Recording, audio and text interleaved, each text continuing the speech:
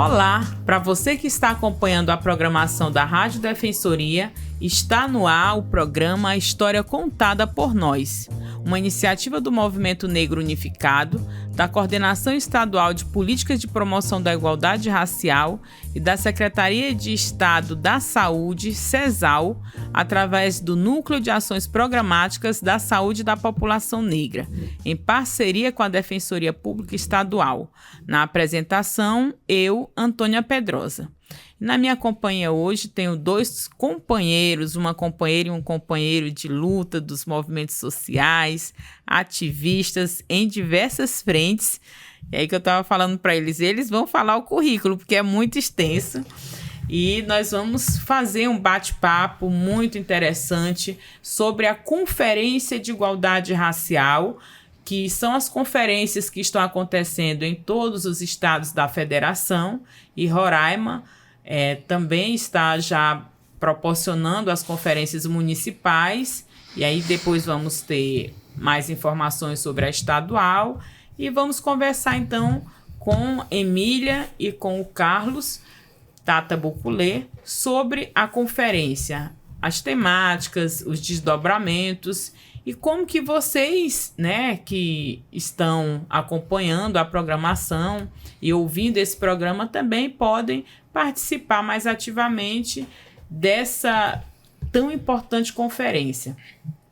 É importante ressaltar que o programa História Contada por Nós tem como objetivo de gerar protagonismo e visibilidade às chamadas minorias que possuem suas vozes silenciadas e sem oportunidade de ocupar espaços em que sua fala seja validada, assim como ser um lugar em que possamos conhecer o que tem sido feito em prol da igualdade racial, inclusão, combate ao racismo e qualquer tipo de preconceito, não apenas em datas específicas.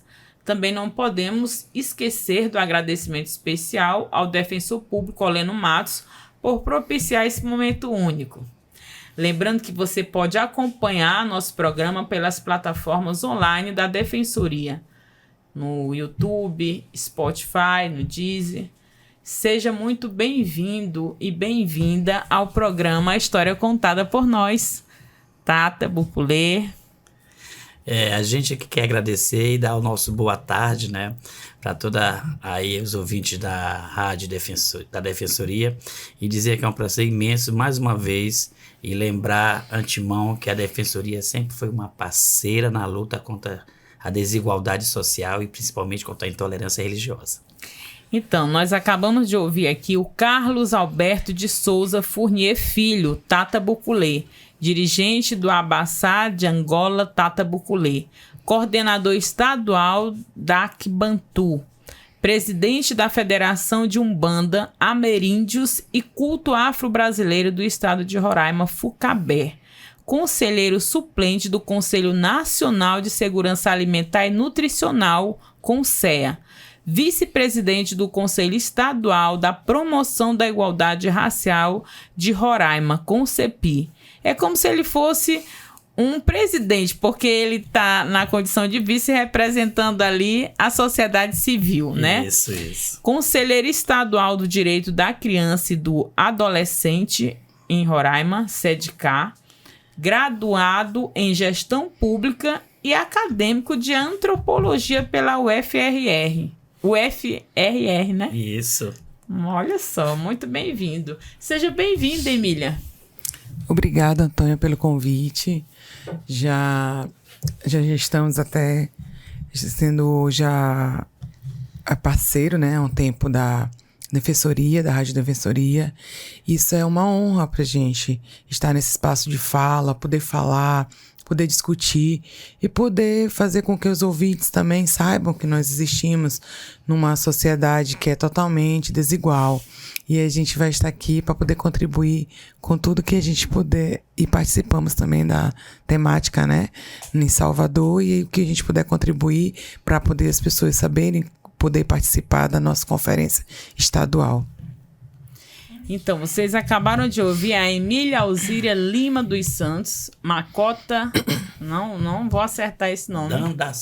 Dandacilê. Isso. Ela faz parte do Abaçá Angola Negunzo Tata Buculê, advogada, militante do movimento negro e afro-religioso, presidente da AFATAB, Associação dos Filhos e Amigos do Axé Tata Buculê, diretora de eventos da Federação de Umbanda, Culto Afro e Ameríndios de Roraima, FUCABé, conselheira suplente do Conselho de Promoção da Igualdade Racial de Roraima, CONCEPI, advogada voluntária do projeto Todos por Elas. Seja muito bem-vinda, viu, Emília? Então, obrigada. É uma satisfação enorme tê-los aqui no nosso programa, A História Contada por Nós, representando os movimentos sociais. Eu faço parte dessa bancada, somos 3 apresentadoras, então é uma satisfação enorme.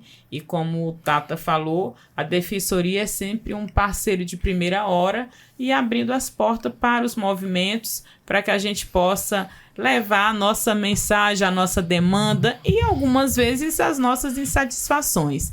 Mas hoje nós estamos aqui para falar de uma temática muito interessante e importante, que é sobre a Conferência de Igualdade Racial. E de antemão quero dizer que vocês são sempre muito bem-vindos e sempre que quiserem e tiverem alguma questão, podem acionar, que nós estamos aqui para atender a esse chamado. Então é isso, né, Carlos? Vocês participaram da conferência temática e você, como conselheiro, quase presidente do conselho, né, porque representa ali como vice, na alternância, o poder dos movimentos sociais. Então fala para a gente hoje um pouco sobre, primeiro, o que é o CONCEPI, eu queria que você pontuasse, e qual a importância desse conselho, do que trata o conselho. Aí depois a gente entra na conferência, pode ser? Pode ser.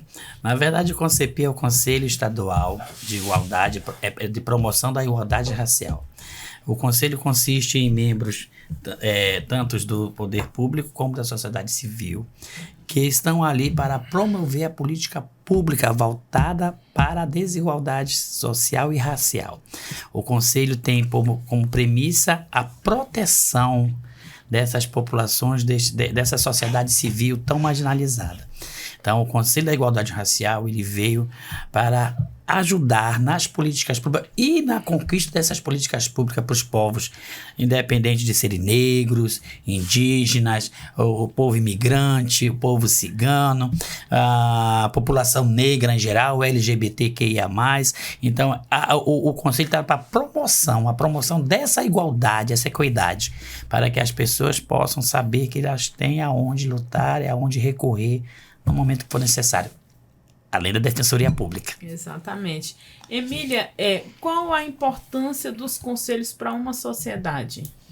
Você que já tem aí uma longa trajetória de participação, nós sabemos que os conselhos, eles são instrumentos importantes para acompanhar e também para, de certa forma, indicar, né, indicadores e políticas para que o governo possa, né, colocar em prática. O primeiro ponto é a fiscalização, né? A gente sabe, tanto que a gente tem poder público e sociedade civil. E a gente sabe que o poder público não vai de frente com o seu chefe, né, com o seu gestor. Então, nós da sociedade civil estamos ali para cobrar a fiscalização correta, a implementação das leis, a garantia do direito do cidadão, sendo que os conselhos também vão em prol vão de frente com as leis que não estão implementadas. E os conselhos estão aí para a gente fazer essa correta fiscalização e ajudar os cidadãos a entender que os conselhos também existem em prol deles, mas isso é uma questão de educação. Não é? Porque a gente sabe que temos conselho para tudo, mas muitos deles não estão fazendo seu papel corretamente. E assim, como tu falou, né? O cidadão e a cidadã, ele também precisa ter a consciência e buscar informações do que é o conselho, né? Para acionar, enfim, a gente que eu também faço parte do Conselho da Igualdade Racial, né? Como também pelo movimento social, eu e o Antônio é titular, eu sou a suplente, e a gente sabe que às vezes aparecem coisas assim, extraordinárias, digamos assim, que demandam uma certa agilidade por parte do Conselho para dar uma resposta para a sociedade, como, por exemplo, casos de racismo, não é? E a gente sabe que o caso de racismo ele fica maculado, né? Primeiro que a gente não tem notificações, a gente vai para subnotificação. Porque o cidadão ele não sabe que ele tem aquele direito garantido. Então, ele se botar na frente de uma delegacia por questões raciais, será que isso vai dar certo? Fica pensando lá na frente, podendo fazer e começar a dar o pontapé inicial. Mesma coisa acontece conosco, né? Da questão de racismo religioso. Muitos terreiros sofrem o racismo religioso nessa capital. Só que não consegue ir até uma delegacia fazer o seu boletim de ocorrência, procurar as medidas provenientes daquela situação que eles passaram. E o Conselho, eu acho que é a primeira porta que eles poderiam procurar. Sim. A gente pode até dizer que o Conselho é uma peça-chave para o fortalecimento das pautas da igualdade racial nos territórios, no nosso território. E também é uma articulação institucional com os poderes públicos locais, né? Então, o Conselho ele é uma porta, é uma chave para todos esses movimentos, uma vez que o Conselho detém todo esse conhecimento e toda essa busca de articulações para melhores serem aplicadas as políticas públicas, porque lá no Conselho vai estar principalmente a sociedade civil, que é a ponta-chave, é quem necessita dessa política pública, é quem necessita ser visto com outros olhares positivos para essa política pública. Então o Conselho ele é essa articulação geral, de grande importância, é a chave, é a peça-chave. E assim, né, eu tenho muita satisfação de conhecê-los há muitos anos, né? E a gente sempre lutou, enquanto movimento social, pela organização, pela institucionalização desse conselho, porque nós sabemos que a política pública, ela atinge algumas pessoas ou não. E aí, como a Emília diz, né? O conselho é a porta para que a gente possa, enquanto sociedade civil, cobrar do poder público. E aí o Carlos diz, olha, nós somos um conselho paritário, nós temos tanto institucional, porque se não for assim também, do que adianta, não é isso? E aí nós vamos precisar, por exemplo, da segurança pública, da saúde, da educação, né? Para que a gente tenha aquela política de conseguir avançar, né? Na verdade, a sociedade civil não pode estar falando com a sociedade civil. Ninguém pode falar de nós sem nós. Exato. Mas, em compensação, nós precisamos falar para alguém. E nós entendemos que nessa paridade, o poder público ele é responsável pela política pública. E adquirimos essa política. Então, nós precisamos ter essa paridade para que a gente possa fazer a cobrança e o Estado complementar e cumprir o que é necessário para que essa população possa ter uma estabilidade melhor, uma vida saudável, né? Uma vida mais calma, né? Do que a gente está vivendo ainda hoje. Exato. Emília, no Conselho nós temos um regimento, não é isso? Sim. Conselho da Igualdade tem um regimento, tem o estatuto também. Também temos o estatuto. E a lei que nos rege. Temos também uma legislação, que é o que torna, né, o Conselho legal.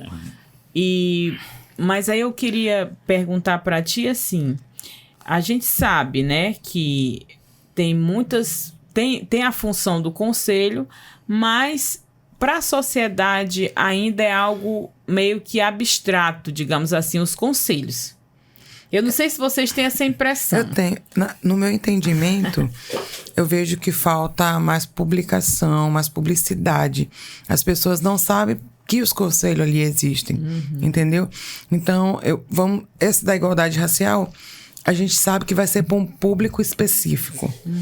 Mas vamos pegar um que seja da saúde, por exemplo. Saúde, idoso e criança, né? Que a gente sabe que são a base ali. Mas será que esses conselhos também eles estão tendo publicidade? Será que as pessoas que ali necessitam, sabe, que podem contar com esses conselhos? Então, eu acho que ainda fica muito na omissão. Então, não pela parte da gente que é conselheiro, porque a gente não pode fazer muita coisa, sair divulgando, porque eu faço meu papel. Onde eu estou, eu digo que eu sou conselheira, eu estou conselheira. não é? Sim. Mas eu não sei se daqui a outro ano eu vou estar lá novamente. Mas no momento que eu estiver, eu vou estar divulgando meu papel de conselheira. Mas eu vai da instituição, né? Que suponho que a maioria dos conselhos é de responsabilidade do governo. Então, eles fazem a questão da publicidade, do conhecimento do cidadão. Porque o cidadão, muitas das vezes, não sabe que ali existe esse meio para ele ir lá procurar, para ele saber que existe, que eles podem alguém ali brigar por eles, que esse é o nosso papel, né? De tornar público, de ajudar. Então, acho que os conselhos... Eu também tenho essa vaga impressão que para que serve o conselho. A população, né?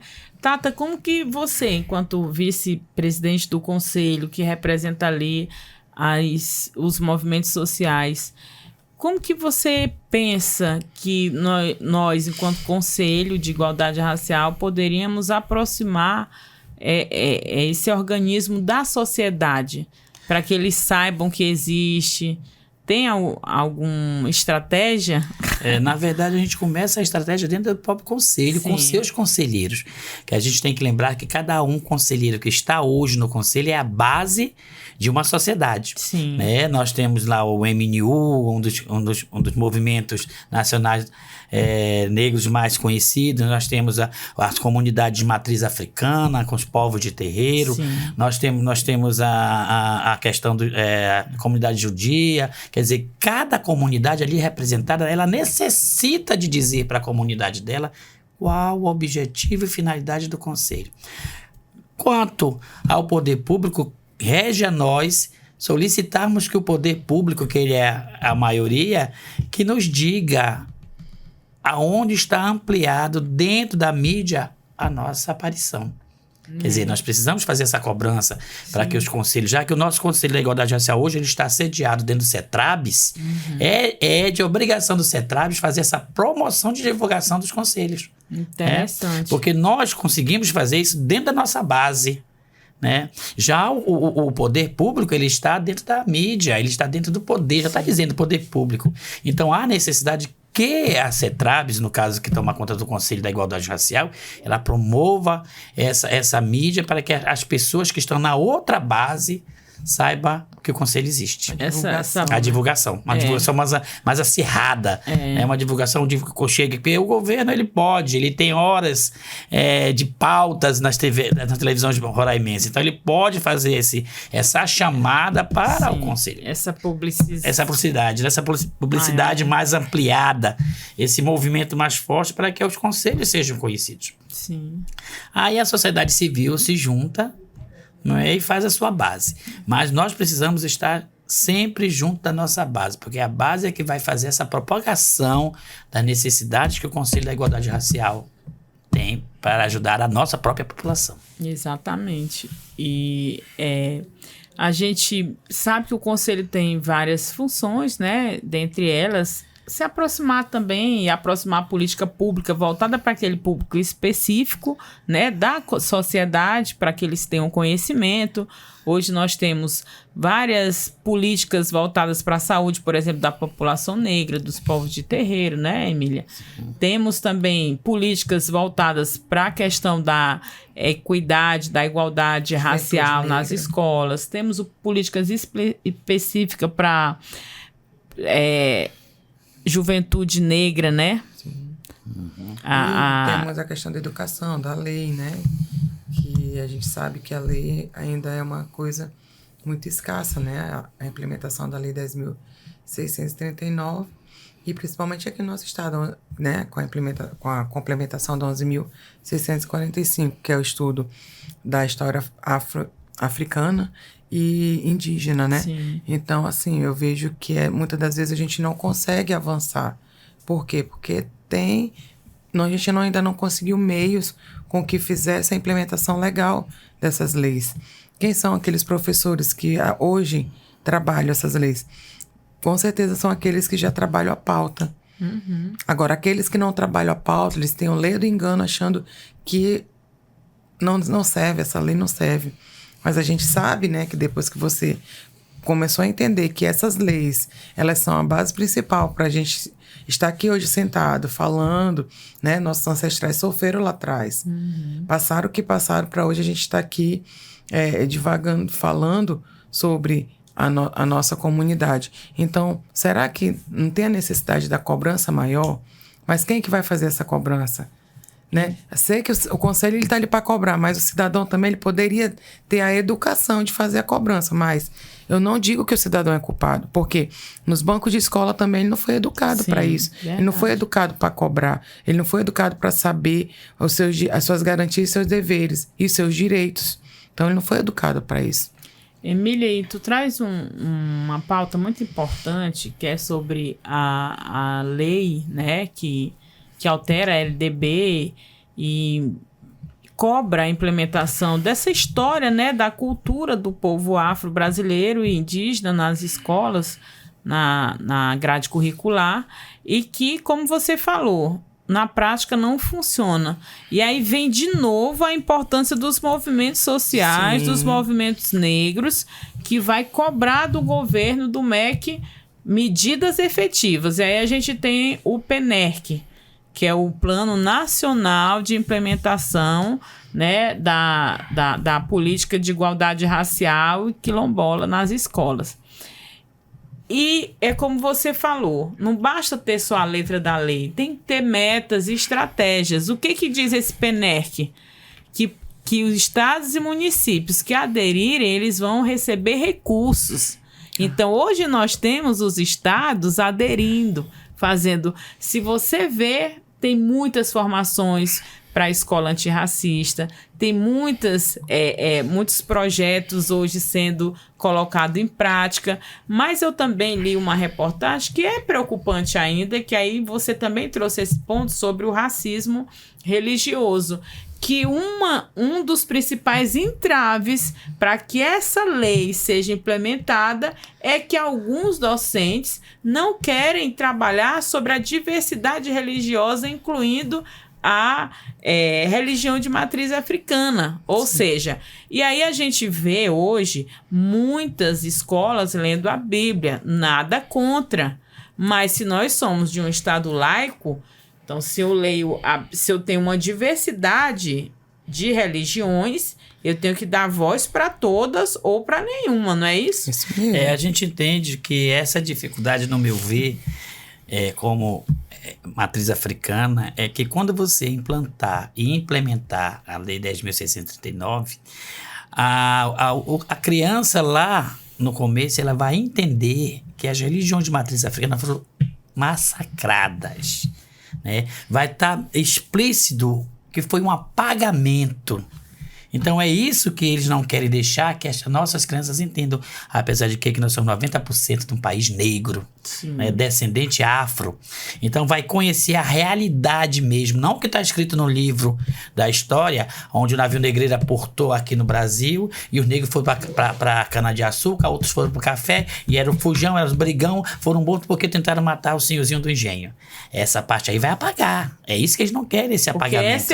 Essa é a versão do colonizador. Então o colonizador que está até hoje ainda, só com outro nome, dominando né? o currículo, e ele né? não quer que a gente, que o Brasil em si entenda o que aconteceu com as religiões de matriz africana.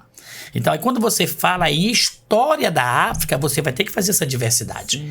Essa comparativa entre população, povo, costume, cultura, religião. E aí quando você chega na parte da religião, onde vai ter que dizer que Mamãe Oxum era uma grande deusa, Dandalunda Quecimbe, que o Amaz era a deusa, rainha, não vai entrar, porque ela não é Nossa Senhora. Então é esse entrave ainda que está acontecendo, e aí você bate de novo na intolerância religiosa, no racismo religioso, na questão da Bíblia, né? Porque a gente começa a bater isso na própria Constituição. Quando você vê lá no prefácio da em nome de Jesus, vamos formar essa Constituição. Quer dizer, já começa lá. E aí, a briga toda ainda está ainda para aprovar, dizer que a lei tem que ser vista, revista, dita, e já vai para mais de, eu acho que 21 anos. E a gente está nessa 22 anos, e a gente brigando para que a história africana venha para os currículos e não fique somente naquela parte do navio negreiro. A história africana e a história de mais de 50% da população brasileira. Também. Afro-brasileira, se você fala na população africana aqui dentro, você já vem buscar os descendentes. Exato. E aí você fica nessa briga, nesse puxa-encolhe, né? Porque eu falei até na universidade do dia desse, que como é que eu tava me sentindo num local de formadores que forma formadores e não ter a história da nossa própria vida dentro da Universidade Federal. Tem o NEABI. Pra você ver, né? Falta de um NEABI, né? E outra, a gente volta lá e vê quando a Princesa Isabel assinou a Lei Áurea, para onde foram jogados nosso povo. Ficaram nas ruas, não tinham onde morar, não tinham moradia digna, alimentação, então eles foram escorraçados de onde eles viviam, porque não poderiam mais ficar com seus senhores, não eram mais donos. E aí não tem como a gente falar sobre essa temática e não falar da reparação histórica, sim, né? Aí tem gente que não entende o que é reparação. Cota pra quê? É o que a gente escuta. Mas vai lá atrás. Será que... Vai lá atrás e nos dados atuais. Não, mas hoje a gente ainda vê. A gente, quando vai para esses encontros, a gente começa a ver e ouvir também histórias que hoje ainda vive. Pessoas que moram em quilombos, são aquilombadas, para poder estudar, sair, pegar 2 conduções. Qual é a saúde mental dessa pessoa no final de uma faculdade? Atravessar o rio, né? Para poder sair da sua terra. Aí vai, sem alimentação, muitas das vezes, vai ter que comer o que está lá. Será que lá vai ter um restaurante universitário para esse aluno? Diferentemente daquele que o papai e a mamãe vai levar todo dia de carro, não pega um sol. Né, desse aluno. Aí a condição dele, a saúde mental dele, ele sai dali e vai para academia. Então a saúde mental dele é 100. Aí pega aquele nosso irmão que vem lá. Será que vai conseguir concluir o curso, né? Muitas das vezes não, né? Ou só conclui na garra. Ou a gente lembra também, a gente não pode... É só para um complemento da Emília. A gente lembra que quando foi assinada a Lei Áurea, houve uma demissão em massa, sem direito à restituição do trabalho, sem direito a uma carteira assinada, sem direito ao auxílio-desemprego, uma indenização. Foi ainda estava devendo. Quem teve, ainda por cima, foram jogados nos guetos, nos quilombos, formados os quilombos, formaram as favelas, porque foi aí, deixando essa demissão em massa, que eu não acho que chama de Lei Áurea, porque a liberdade a gente já tinha dentro da gente, faltava só de mandar a gente para casa, mas condenizados. Aí houve essa demissão em massa e foi jogar todo mundo para marginalização.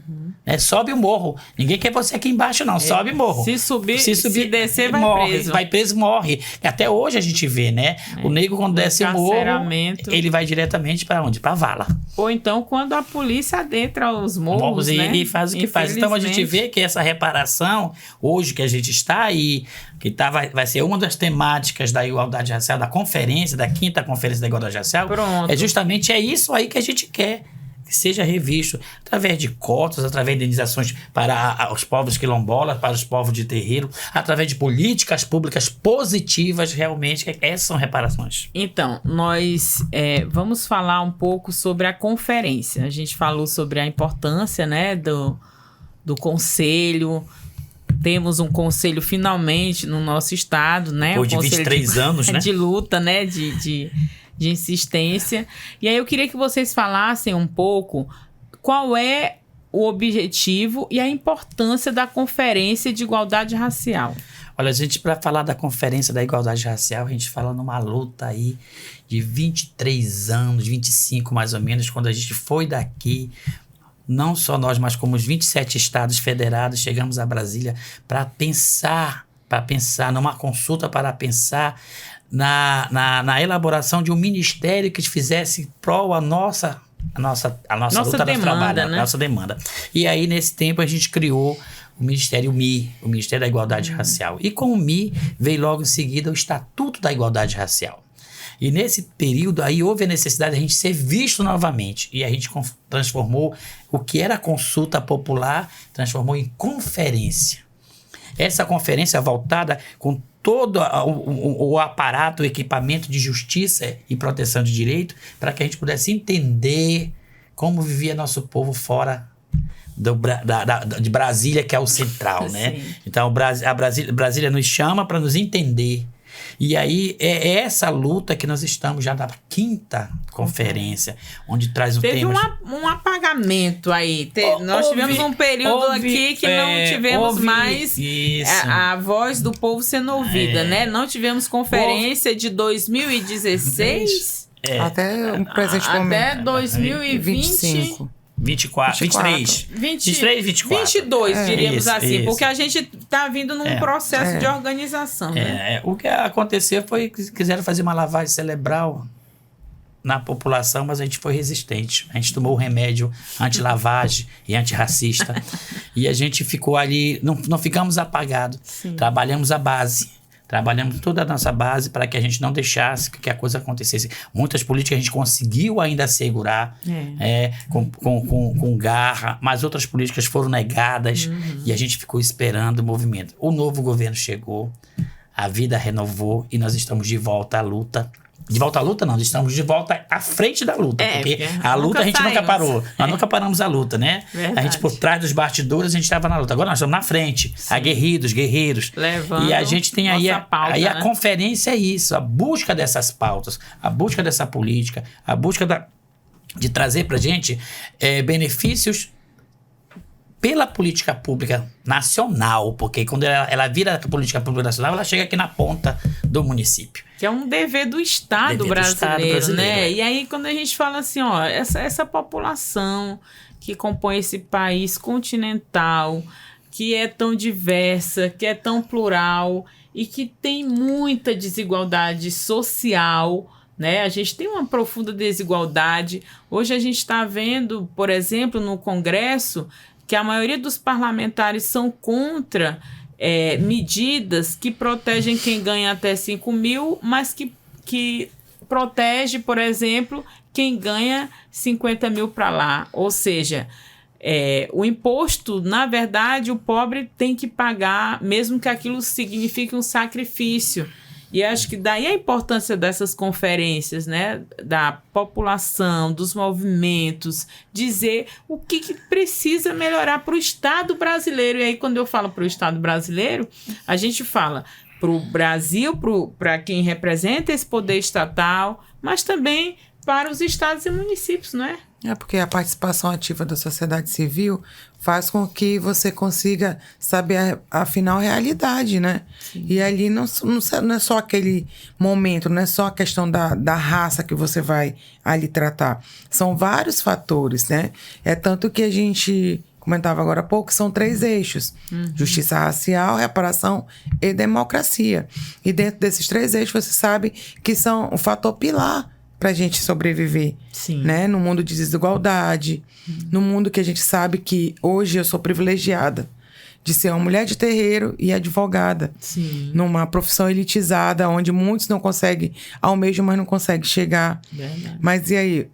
Eu estou ainda num município que eu tive essa oportunidade, porque se fosse num município maior, num estado maior, será que eu conseguiria atingir meu êxito, né? Sou servidora pública, então, quer dizer, eu tenho vários privilégios dentro da minha comunidade que eu vejo que muitas vezes não tem, que se não conseguiram chegar. Pontuar, né, Emília, eu não diria que você tem privilégio, mas eu diria que você está tendo dignidade para viver. Sim.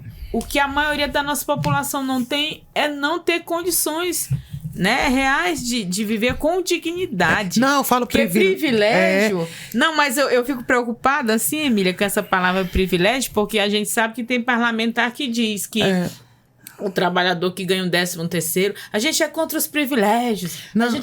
Eu tô te falando a questão do privilégio, é porque eu vejo dentro da minha comunidade. Eu entendo. Então, muitas das pessoas suponham, não, mas ela foi... Mas ninguém sabe como foi para chegar até ali. A sua luta e a gente sabe árdua, que né? o privilégio, que a gente não tem tanto, né? Nós nunca tivemos. Porque assim, tipo, você ser mãe e já estudar depois, né? Fazer que eu estudei, me formei antes e depois eu procurar a formação real. E aí, você trabalhando com o filho, mas teve alguém que brigou pra mim ter cota como ProUni Fiéis, né? Então, hoje, Se alguém brigou lá por mim, a minha obrigação também é tentar fazer essa reparação para outros que vão vir. Exatamente. Porque a gente não pode deixar a militância ficar apagada. Porque muitas das vezes, hoje a gente está vendo que tem pessoas que falam, militante é chato. Não, gente, militar não é chato. Porque eu sei que, será que se eu parar aqui, será que o meu futuro neto, meus bisnetos vão ter os mesmos direitos e deveres? Será que vai ter as garantias? Vou garantir para ele, porque ninguém sabe no mundo que a gente está. E é como vocês falam, né? Por exemplo, nós que temos muito respeito pela nossa ancestralidade, nós sabemos que as nossas bisavós, elas sonharam com o que nós estamos tendo a possibilidade de viver hoje, que é você escolher, por exemplo, Emília, a profissão que você quer, né? Fazer uma faculdade de direito, ser advogada. Então, elas não tiveram essa possibilidade porque elas eram escravizadas. Então, mas elas lutaram de certa forma para que a gente hoje tivesse essa possibilidade. E hoje, né? Quando eu olho dentro... E a comunidade de terreiro em si, a gente sabe que é marginalizada. Sim. É só pobre que vai estar lá dentro. A cabeça das pessoas, não. Quem vai querer saber de uma religião dessa? Mas a pesquisa que saiu, acho que há 15 dias, do IBGE sobre religião, diz que teve um aumento muito grande. Teve um aumento de 233%. Mas esse aumento, ele tá ficando...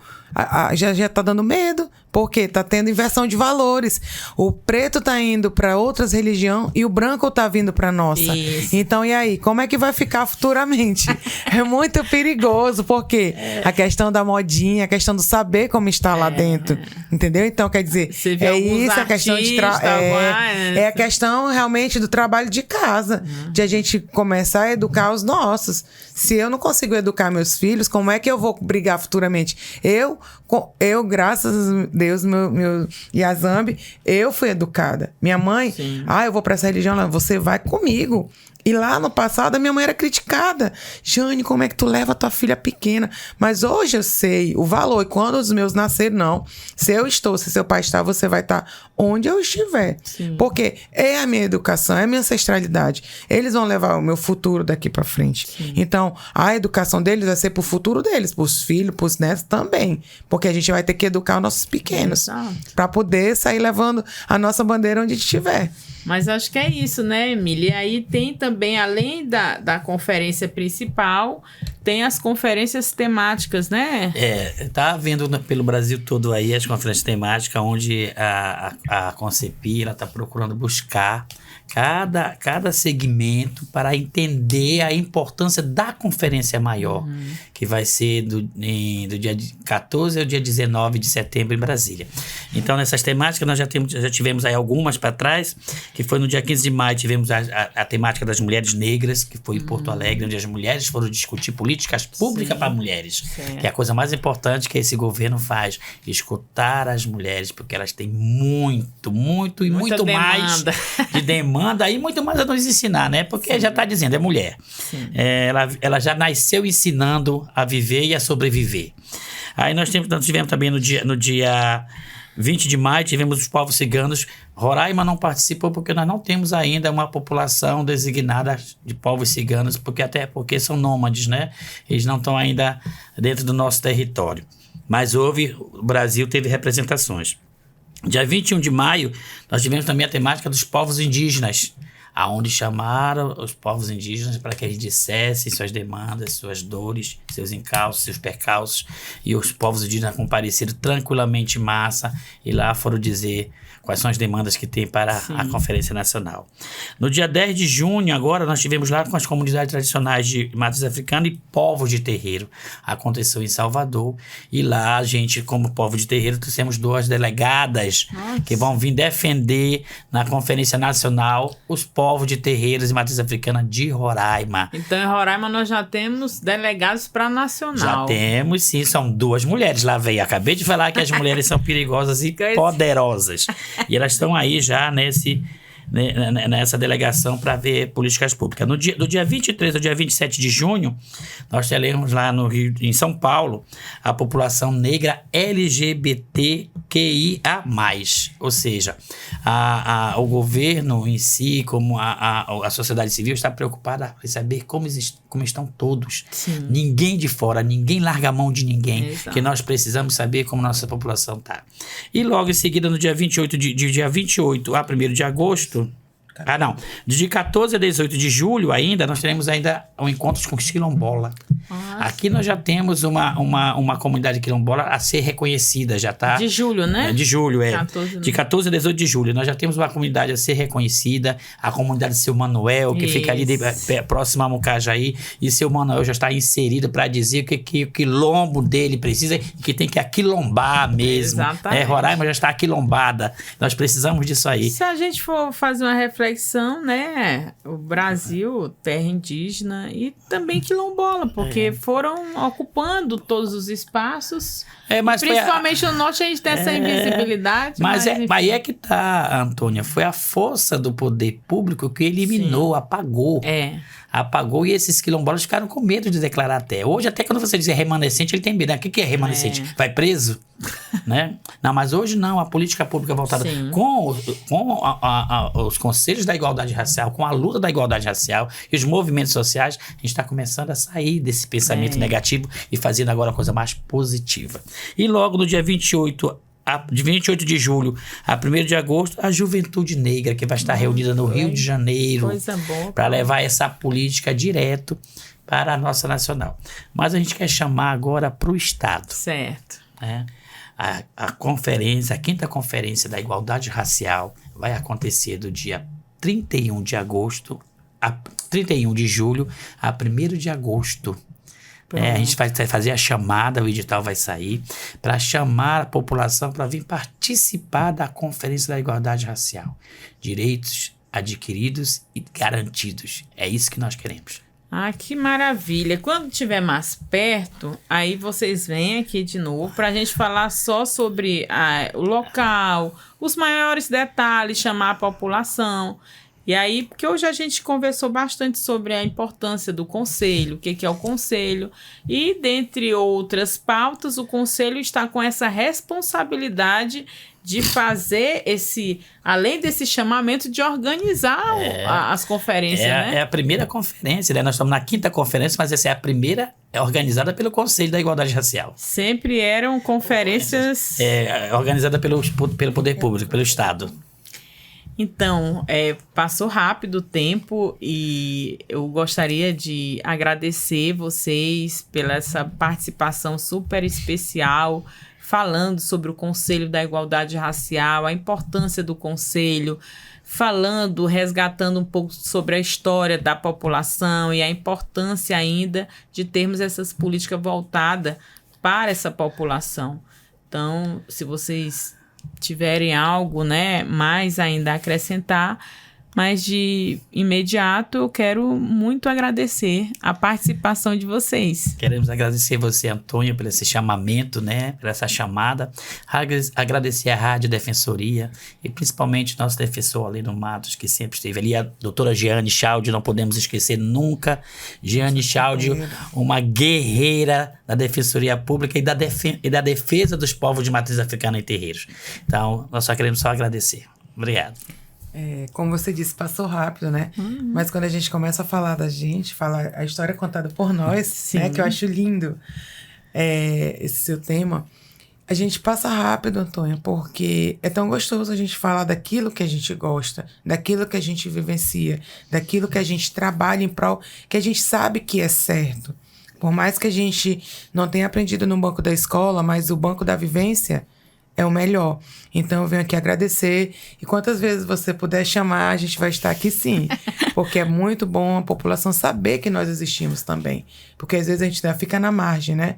Será que eles existem realmente? Será que eles são de verdade? Então a gente está aqui para agradecer a você, a Rádio Defensoria, ao defensor-geral, doutor Leno Matos, a minha companheira de luta, a doutora Giane, e colega, que eu tenho bastante apreço, com quem aprendi muito no decorrer desta vida de operadora do direito, e também deixar de agradecer o nosso deputado, Estélio Denner também, que é nosso parceiro, e com isso a gente vem aí trabalhando juntamente. Então é isso, é um bate-papo sobre nós, sobre a nossa história contada por nós, né, trazendo, e é por conta dessa oralidade, como você falou, a gente não aprendeu no banco de escola, mas nós aprendemos com os nossos antepassados, com os nossos mais velhos e mais velhas, a contar essa outra história que não estava nos representando muitas vezes no livro didático, mas que a oralidade foi passando de geração em geração e a gente vai fazendo, então, essa resistência e com essa força ancestral, né, Carlos? Na verdade, a gente continua dizendo que nós lutamos, resistimos para existir.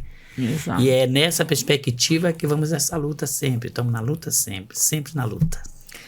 Um agradecimento especial também para você que nos acompanha através das plataformas digitais da Defensoria Pública, seja no YouTube ou no Spotify. Gratidão.